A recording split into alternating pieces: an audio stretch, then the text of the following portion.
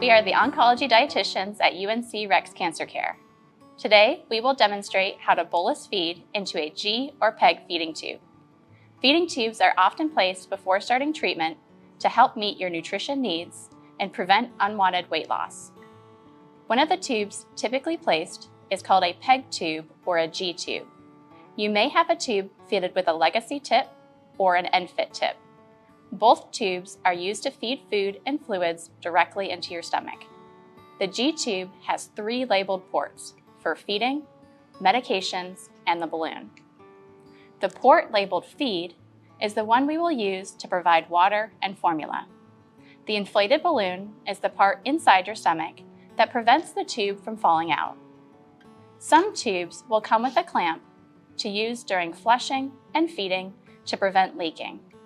If yours did not come with a clamp, you can add one or pinch the tube as needed. The external retention bumper sits on the skin and helps keep the tube in place. You may also have stitches and fasteners to prevent movement while the site heals after placement. These should fall off in about 2 weeks. If they do not fall off on their own, reach out to your surgeon or provider for removal. Make a note of what number the bumper is at the day of your tube placement so that you know if it moves.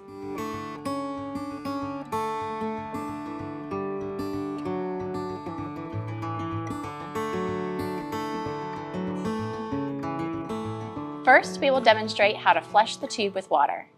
Even if you are not using the tube for nutrition, it still needs to be flushed daily to keep the tube clean and prevent clogs. Begin using the tube 24 hours after it is placed, unless directed otherwise by your doctor. If you are eating well by mouth, plan to flush the tube daily with 30 milliliters of drinking water or as directed by your dietitian.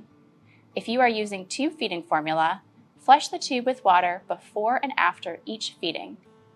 To meet your fluid needs, it may be necessary to provide additional water flushes between feedings. Your dietitian will help you determine how much water to use and how often. If you are not currently followed by a dietitian, ask your healthcare provider to place a nutrition referral. For flushing your tube, you will need a syringe and room temperature drinking water. Bottled or tap water is fine as long as it is safe to drink. After washing or sanitizing your hands, fill the syringe with 30 milliliters of water. Sit upright and clamp or pinch the feeding tube at the top. This is important to prevent leaking. Then open the stopper at the top of the feeding tube and insert the syringe. Open the clamp and slowly press the plunger down. Close the clamp once the water has flowed in. Remove the syringe, then close the stopper on top of the feeding tube. Secure the feeding tube with split gauze and spandage.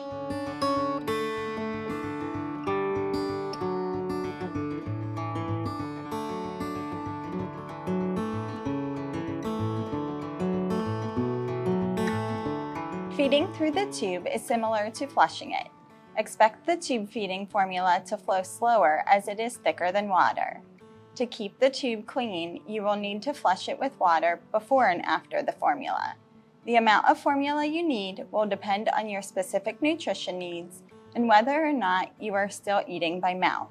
Your dietitian will be able to determine how much tube feeding formula you need each day. For feeding through the tube, you will need room temperature tube feeding formula, room temperature drinking water, and a syringe. After washing or sanitizing your hands, remove the plunger from the syringe. You can also choose to keep the plunger in if you prefer pushing the formula into the tube, similar to how we demonstrated the water flushes. This method is faster, but it may cause abdominal distress, like bloating, gas, or diarrhea. Sit upright and clamp or pinch the feeding tube at the top. Open the stopper at the top of the feeding tube and insert the syringe. Fill the syringe with the recommended amount of water. Release the clamp and flush the tube with water. Pour in the tube feeding formula immediately following the water flush. Try not to let the syringe completely empty of formula, as this will cause air to enter your stomach. As the tube feeding formula nears the bottom of the syringe, add additional tube feeding formula. Flush your feeding tube with an additional syringe of water after you have finished providing all the recommended formula. Once the water has flowed in, the tube should be clean and free of formula. If needed, you can perform additional water flushes to clean the tube.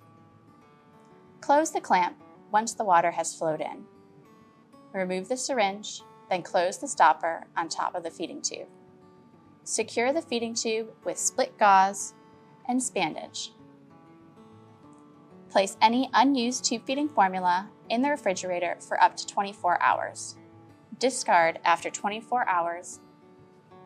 Allow unused tube feeding formula to return to room temperature before feedings, which takes about 30 minutes. However, do not let formula sit at room temperature for more than 4 hours. To prevent discomfort, sit upright during feedings. Use room temperature fluids and feed slowly. Each feeding should take about 15 minutes. If the tube clogs, gently massage the tube with your fingers from the insertion site out. Flush with 10 milliliters of warm water. If needed, use a back and forth motion with the plunger to help dislodge the clog. If this does not work, close the tube and try again in 15 minutes. If the tube remains clogged, contact your healthcare provider. Thank you for watching this video. Please contact your dietitian if you have any questions.